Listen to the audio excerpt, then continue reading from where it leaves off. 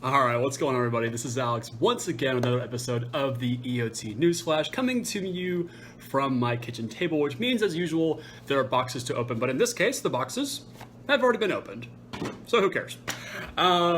So as I'm sure you're all aware, the Commander 2019 product dropped just this weekend. Friday was the official release date.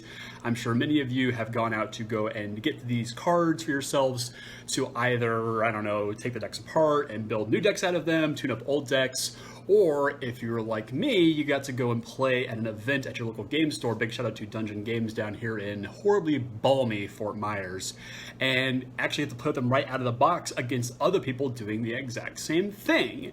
And it went well for me because we're the champion. This is a winner EDH 2019 if you can't read the awesome skull here. Yeah, that was the trophy. But yeah, we picked up the Jeskai deck, the Arcane Intellect deck, I believe is what it's called. Battled it out over, 5-6 games. And for every person you knocked out during those games got you a point. And I ended up with the most points at the end of the night. And for my winnings, I got the rest of the decks. So they're all here in front of me. I've never had to open so many Magic cards in my entire life, except maybe out of a booster box, and I still think this comes out at a little bit more than that. Maybe, I could be wrong. Probably wrong. Yeah, anyway, so what I thought I would do, we've all seen what's in these decks lists. You probably have seen the Command Zone doing their breakdowns and their, upgrades and things like that, and I kind of wanted to do my own spin on that, after getting to see the decks play out, give my perspective.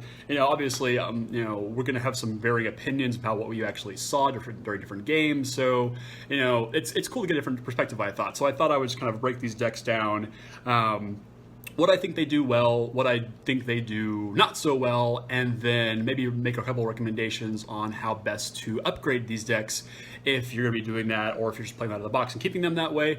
That also works as well. So I'm going to start with the deck that I played last night. It was the Jeskai deck.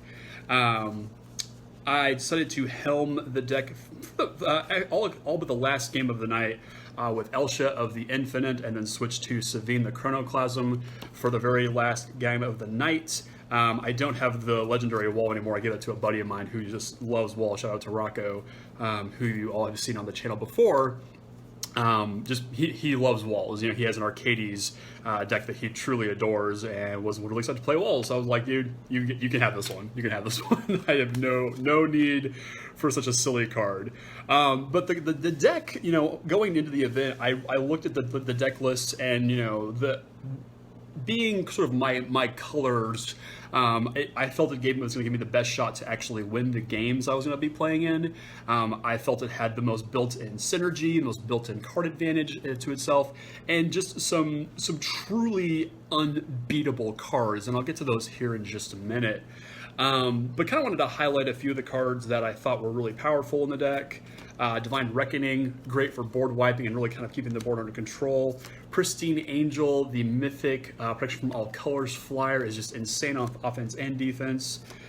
Jace's Sanctum, Secrets of the Dead, and Burning Vengeance all kind of combined to this just absurd value engine. And if you combine it with River Kelpie, Living the Dream, you just get to draw so many cards, scry just a ton, and generate huge amounts of value that's really hard to slow down, especially if the games go long. Prophetic Strands, surprisingly, was a very powerful card against another Jeskai deck who had 25 human tokens on the board.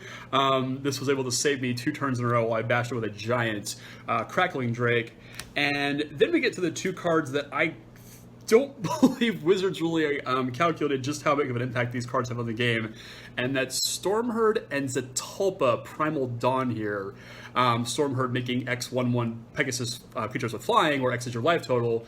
The games are slow. These decks are very slow. There's no real good way to get an aggressive start out, and aside from the Niantic, which we'll talk about here in a minute, there's no real aggro plan in any of these decks. And so to keep your life total around, the high 20s, even mid 30s, I fired this off for 38 at one point in the game, and it was on like turn 6 thanks to the Dockside Instigator, the guy that makes treasures for every artifact and enchantment that your opponent's controls. This thing gets out very quickly in some games.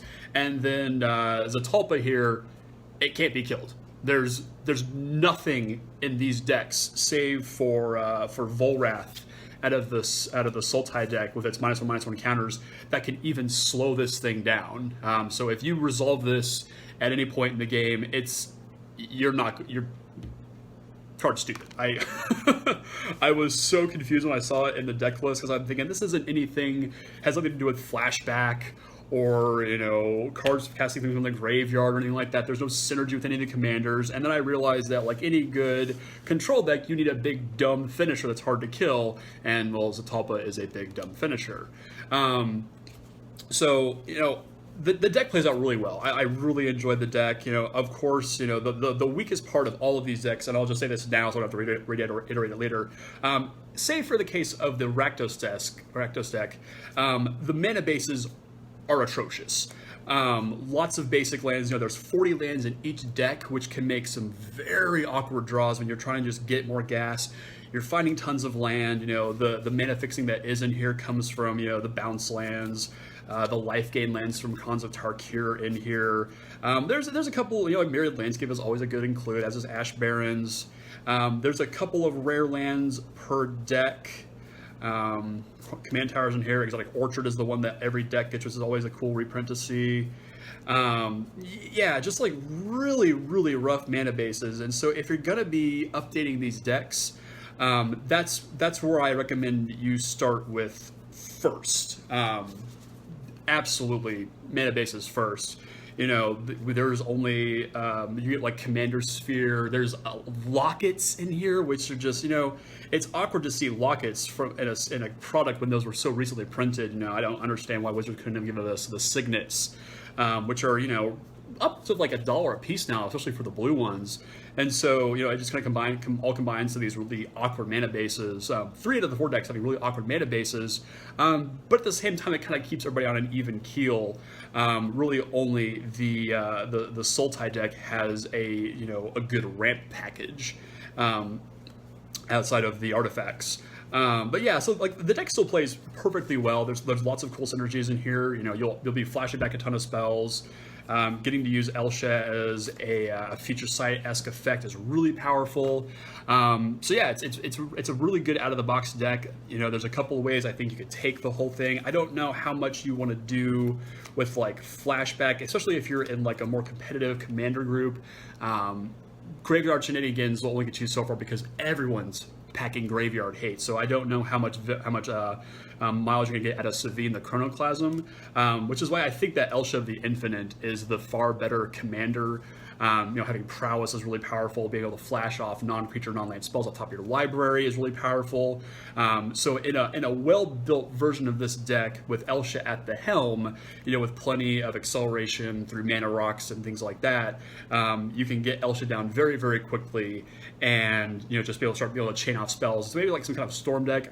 This is most likely going to replace my Jeskai Partners commanders. Who I'm forgetting their names now, the Bird Wizard and Ludovic Necro Alchemist. Ojutai Dragon Speaker, yeah. Just because it's a more powerful effect than just getting big with the Ojutai Dragon Speaker and then just drawing extra cards with Ludovic. So I think this is a much more powerful commander. It does cost 5, but I think that's okay. All of the commanders, eventually become taxed to the point where it's almost impossible to cast them after a while. No, that's going to happen, obviously. But as long as you've got mana in your hand, in your play, you're going to be okay from there. So, this is a really cool deck. Like I said, I really enjoyed playing this. I think it's the strongest of the 4 by a decent margin, and we'll get into why with some of the other decks here in just a little bit as well. So yeah, very, very powerful, cool stuff here. Definitely my recommendation if you want to go and pick up a fun, very synergistic deck. Next, let's talk about Merciless Rage, the Rakdos deck helmed by Anjay Falkenrath. the madness enabler here. I only played against this deck once, and so I have the least to really kind of say about what it does. My experiencing this deck in action comes from, if you guys and gals watch the Command Zone videos for game nights, this deck was played to pretty good effect, I thought. And then if you're familiar with playing with Power MTG, they did a video not too recently which had Anjay as one of the commanders and basically turned into a Rakdos Storm, I want to say, Madness Storm, where the deck was literally full of every Madness card possible, and I do mean every one of them, to enable Anjay to just rip through their deck and eventually find the World Gorger and a Dead combo to power out a massive X burn spell, which was pretty cool. But as far as like the deck itself, this is the one deck that does not have the mana base problem, because it's literally just a bunch of swamps and mountains. It's kind of funny like that. So this is the one that has the least amount of issue with its mana base. Obviously, putting in things like Dragon Skull Summons and Blood Crypts and things like that. Any dual lands you have, even like Cryptic Caves from M20 would be a good card in here, just to continuously draw extra cards. But some of the cards that I thought were really powerful out of this deck, obviously, Solemn's Simulacrum is always a good one with this awesome new art. Solemn's Edgy Teenage Years, I like to call this one, because obviously, again, there's not a lot of acceleration in Black-Red, so using this to get it out is very, very, very powerful, and to combine it with Chainer Nightmare Adept and cast it multiple times, also very good. Warstorm Surge, this almost killed me in the first game I played of the day, letting you deal damage to any target when a creature is battlefield under your control. And so there's some relatively big creatures in this deck, and you combine that with Chainer pulling things out of the graveyard, or Doom Necromancer pulling things out of the graveyard, this gets pretty scary. Magus of the Wheel I thought was also always very powerful. Any of the Magus cards I think are good. Obviously, good alternatives if you don't want to shell out the money for an actual Wheel of Fates, Wheel of Fortune. So this is a great, kind of sort of stand-in for that. This basically almost ended the game for everybody as soon as the Rakdos player was able to fire this off and just fill their graveyard up and restock. Very, very good, powerful stuff. Flayer of the Hatebound is another good one with Undying. Whenever it or another creature enters the battlefield from your graveyard, that creature deals damage equal to its power to any target. So you start combining that with like Warstorm Surge, and this gets pretty out of control very quickly. Again, lots of big creatures. Addison's Judgment is an insane burn spell. This is obviously would go well in the combo version if you decide to upgrade the deck. Combining this with Anjay to just power out a massive, effectively, fireball the entire board is really, really powerful. And Garrick's Wake, massive board wipe that doesn't hit Zatalpa, but to be able to destroy basically everything that's causing you a problem is great.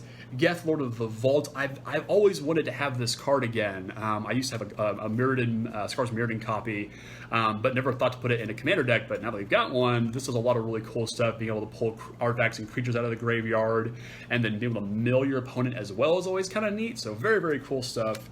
And then sort of the card that everyone has on their radar out of this deck is Crick, Son of Yawgmoth, sort of the mono-black Storm Enabler. This card is just dumb. Just absolutely dumb. So, like I said, I only got to see this deck played once in person and twice now on camera.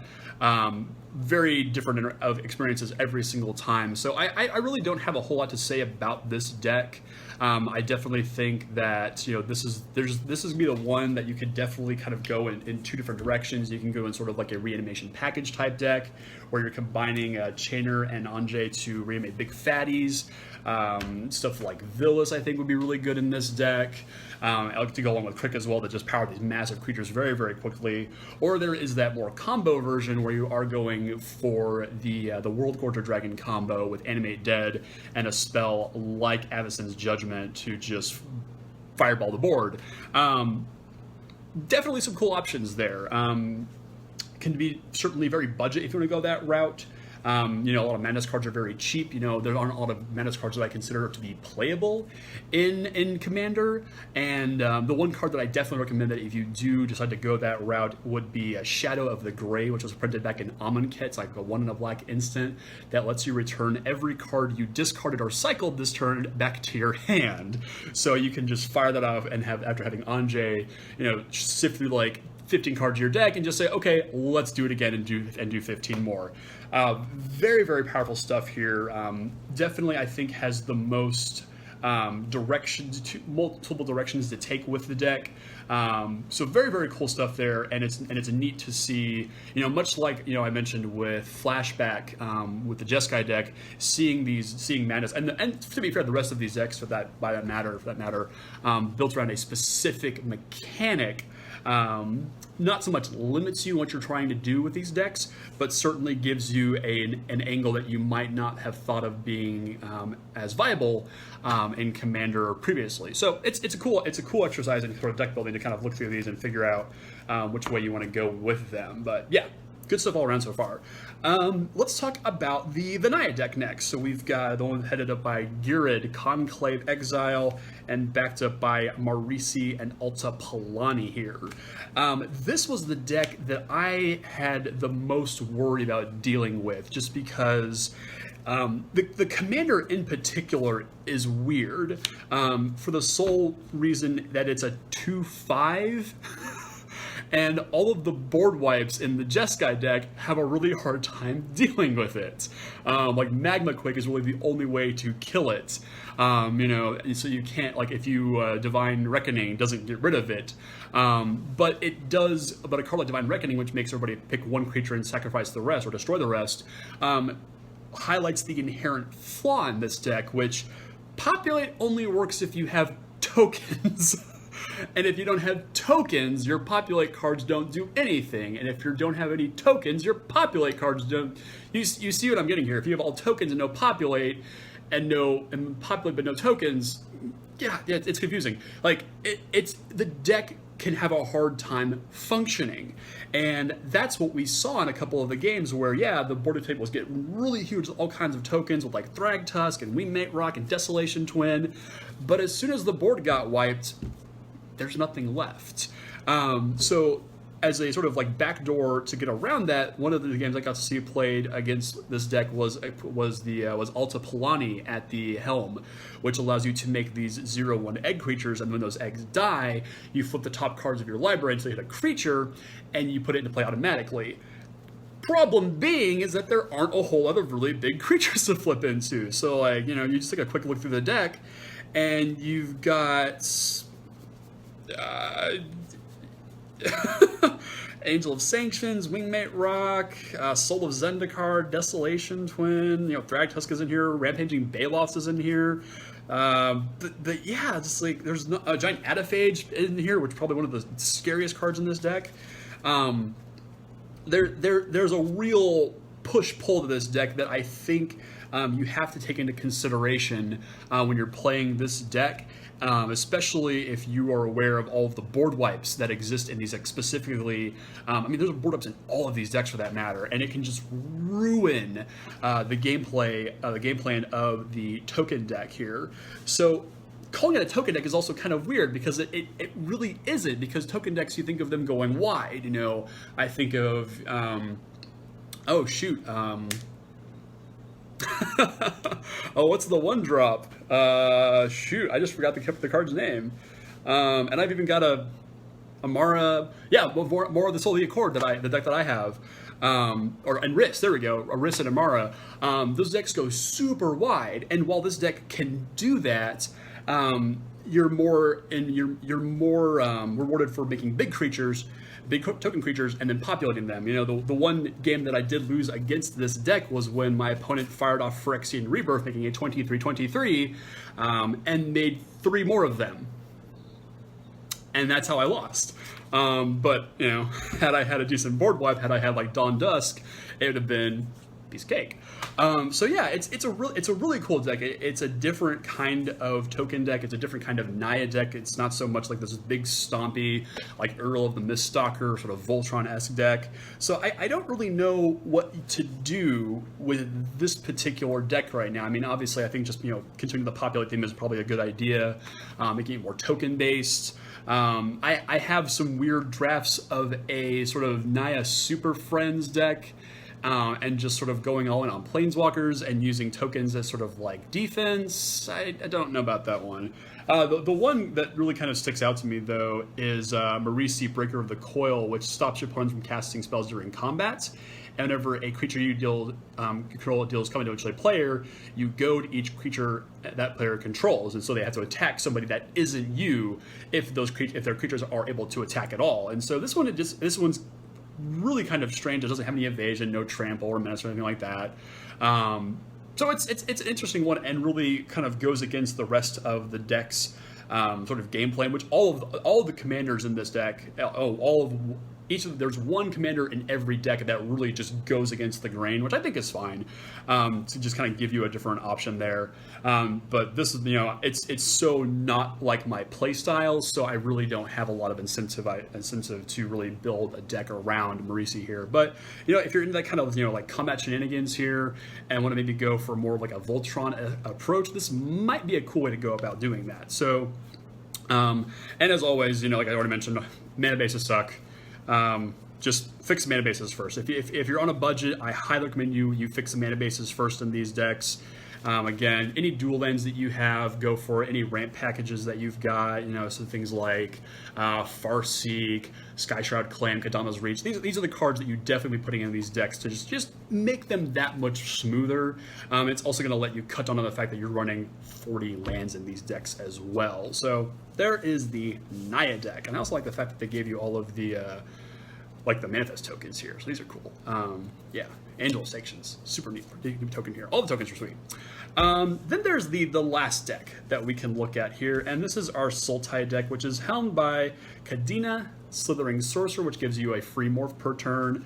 Volrath, the Shapeshifter, or Shape Stealer, which is more of like a Voltron-y kind of guy, can turn into other things. And then we have Rayami, First of the Fallen, which allows you to exile creatures that die with blood counters on them, and should they have a keyword ability, flying, first strike, double strike, death touch, haste, hexproof, indestructible, lifelink, menace, protection, reach, trample, and vigilance, Rayami gets those permanently when you cast her again, which is pretty cool. So as long as you have the ability to just continuously cast her, you're going to have this keyworded souped monster, which is really cool. This was the deck that I was the most curious to see play out, because traditionally when I think of a morph deck, I think of an Animar deck, sort of like a morph bounce, a morph combo deck that uses I forget the name of the artifact that basically lets you replay your morphs indefinitely and build a giant creature storm count and make Animar just preposterously huge. But this is the deck that I was really interested in seeing play out, just because like it's all right there. Like of all of the decks, I thought that this one had the cleanest identity to it. Like it's so just up in your face about it. And all the decks have roughly about 23 to 24 cards with their specific keyword on them. But this was the one deck that I thought could just do its thing always. And that's because there's so many freaking morphs in here, and they're all good too. Like the Vesuvian Shapeshifter's in here, Ixodron is in here, Ice Feather Raven, Sagamoller's in here. This was a really cool deck to see go off, and my buddy Rocco was played this, that I got to see them play the most, and getting to see like Kadena go off with all of these morphs, having things like secret plans in play, just drawing extra cards and generating so much extra value was just insane. And once you have like Seaboard Muse is sort of the key card in this deck that lets you keep all of your stuff untapped on your opponent's turn, to constantly be able to unflip your morphs and use their effects in there, I thought was just like it's the coolest of the decks in my opinion. I'm really glad that I got this because I'm really excited to sort of see what I can do with Kadena, just because there's so many cool morphs out there. There's also some very bad morphs out there, but win some, lose some. That being said, the other two commanders, Rayami and Volrath, really stuck out to me as, again, sort of going against the rest of the deck. Both of them sort of give way to this sort of Voltron-esque approach, whether it's, making Rayami keyword soup or making Volrath a giant monster. I mean, it's a 7/5 for crying out loud. This is one of the few ways to take down Zatalpa by shrinking it down and turning it also into a Zatalpa, and then all of a sudden it's a 7/5 double striker. That's insane. But so like, and also the ramp package in this deck I think is the cleanest of the decks here. It has Farseeks and Cultivates. The Explorer in here, cut that obviously. Explorer's terrible in this deck. Temple Discovery is also in here. If your opponent ever plays this, just say no. Just say no to drugs, kids.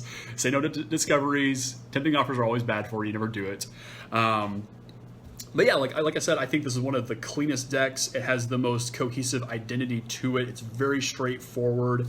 Has a lot of really cool cards that all just synergize. I think it synergizes almost as well as the Jeskai deck does right from the get-go. And if you are going to really go all in on the Kadena plan, which is where I think I'm going to take this deck, in more of like a budget casual kind of friendly version. I don't know how competitive you can get with Kadena unless you just sort of forego the fact that she has anything to do with morphs and just do something like a food chain type deck would be, one way to go about that, but then you're kind of losing the fact of the point of the deck. There's a couple of cards that you can add to this build to make it really chug. The Vivian from War of the Spark that lets you play creatures at instant speed. Combining that with Kadena lets you flash and a morph on every person's turn. And then you've got Leyline of Anticipation, the blue Leyline, which lets you play things at flash speed as well. Also lets you take advantage of those free morphs every single turn, drawing extra cards, drawing more morphs, so on and so forth. And at that point, I think, like I said, you can cut Rayami and Volrath all together from these decks. So yeah, like there's a lot to unpack here, and I've never had so many commander decks just thrown at me all at once, so I don't know what I'm going to do with all of these. It's a little bit overwhelming if I'm completely honest. But they are very, very cool. I had a ton of fun playing in the events. Again, big thanks to Dungeon Games 1 and Josh. Their new location is great, and getting to play against a bunch of my friends and coming home with the win was really, really cool. So yeah, there's a lot to do with these decks here. There's a lot of different directions I think you can take. There's a lot of different upgrade paths. Obviously, like I've already mentioned, mana bases are key for both the Rakdos and the Jeskai deck. Can definitely use some help, be it Signets, Lockets, or not Lockets, but Signets. Just any kind of acceleration that you can get is going to be super key here. And then the Sultai and the Naya decks obviously have it kind of built into them. So they're all functional. It's definitely all functional. There's definitely lots of ways to upgrade these paths. And I'm sure you've seen plenty of videos online already that talk about the directions you want to take. Cards to put in, cards to take out, yada yada yada, so on and so forth. I do actually, before I wrap this, I want to kind of address the elephant in the room when it comes to these decks that I keep seeing people complain about, be it on Reddit, social media, Facebook, Twitter, what have you. I keep my ear to the ground, and I'm always looking at things like this. And the one thing that everybody just seems to be losing their minds over is the value of these decks. Obviously, they've cranked the prices of these up, twice since the original printings of them. They're up to $45 or $40. I forget how much these are, honestly. $45 depending on where you go. MSRP, or not MSRP anymore, but MSRP, and it's people are just moaning about the fact that there's just not enough good reprints in these decks anymore. Last year's was just atrocious. I think we can safely say those Planeswalker decks were pretty abysmal in terms of reprint value. So we're not seeing a Teferi's Protection. We're not seeing a True Name Nemesis. We haven't really seen a commander like Kalia of the Vast in a while. And so, you look back at those old decks, like the original, and I haven't played with a pre-constructed commander deck since the original printing with the Sultai, the deck, the Mimeoplasm. I forget the name of the deck in particular, but I haven't touched a precon in years. This is wow.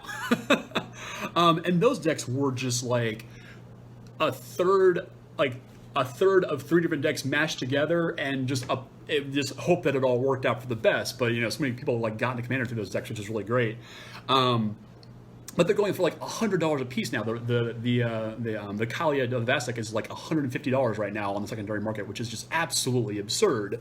And so to kind of see the steady increase of the box price increase sort of year over year, while the inherent value of the deck goes down year after year, is a little bit strange. I do have to admit. But at the same time, I don't want to have to worry about, if you're a brand new Commander player who wants to go out and pick up a particular deck, let's look at the Mindseize deck from, I think it was 2014, because of True Name Nemesis in that box, unless you picked it up day one, you couldn't find it anywhere. I mean, I got mine day one, took it apart immediately, and, used it for other things, and I didn't see a single one on a store shelf anywhere. The next time I saw one was in an antique mall in Derby, Kansas. Hidden behind some other stuff. So those things have just disappeared. And obviously you can find some of the more recent ones on store shelves still, just because there wasn't a whole lot of interest in them. And big box stores like Walmart and Target obviously have a pretty decent stock of these things left over. So you can get lucky, obviously. So back to the point about, high dollar reprints, I can certainly understand, if you're gonna pay $45 for a Commander deck, you want to get your value out of that. And I think, to moan about, not having a $15, $20 card in every deck, it's a little bit disappointing, honestly, because there's so many other good cards in it. There's a Soul Ring in every deck, there's a Command Tower in every deck, and those are when they're not being mass printed per year, give it a couple months, Soul Ring's gonna pop right back up to $5-6. It's been printed I don't know how many times now thanks to these Commander products, and it's still a $5-6 card. Command Tower, same thing. It's been printed a zillion times now, and it's still a $3-4-5 card. Lightning Greaves. There's only one Lightning Greaves in these decks, and that's still a $7-8 card. And I'm pulling these numbers out of the air, obviously. But just the initial price drop on these is obvious, but there's enough value built into these decks once you take out, the nonsense and all the bulk and whatnot, that you've got a decent number of valuable cards that are going to go into your collection, that will let you trade for other pieces, and and you're gonna get value out of it. And if you're wanting to, and the highest value of these obviously is to play with them. To just buy it and not play with it is kind of ridiculous, actually, if you ask me. So I paid my money for my Jeskai deck yesterday, and I got to play 6 or 7 games with it. I can't even remember now, and that was a ton of value I just got out of playing with the deck. And now I'm going to take pieces, put them in other decks, and continue to play with the cards. So that's my value. That's my value, and obviously it's my opinion, of course. But if we're going to complain about not having $15, $20 cards in every deck every single year, I think we're kind of missing the point. These are pre-con decks for a reason. These are for new players to get into the format. And, if you're hoarding these decks for money, I don't know what to say, but that's, you do you. You do you, boo-boo. And that's all I'm going to say about that. I think it's much better to have just a good handful of $2, $3 cards in every deck that will inevitably go back up in price. Value's there, people. Value's there, people. Play with the decks, have fun with them. It's awesome stuff. So yeah, those are my thoughts on Commander 2019. Glad that I won. Neat, huh? Yeah, give me your thoughts down in the comments, guys and girls. Let me know, did you like my hat? Let me know which of the decks you got to pick up. Which ones are you looking to pick up? Are there any commanders that you're super excited to play? Are you looking to build the super nasty Crick deck with Bolas' Citadel and Aetherflux Reservoir and Cincinnati Dividing Top and just go off like that? You dirty people, but salute you there. What are you guys looking to build? Are you guys looking to build, political walls, egg tribal, Morphin Time, Sultai, Voltron? Let me know down in the comments. What are you excited to play with here? Or Are there any cards that I didn't mention that you think are just like sleeper hits out there? You know, there's plenty of good cards in here that I think are flying under the radar right now that you might see pop up in decks here and there. So yeah, let's get the conversation going down there in the comments. Don't forget to like, share, and subscribe, and I will see all of you next time. Have a great day.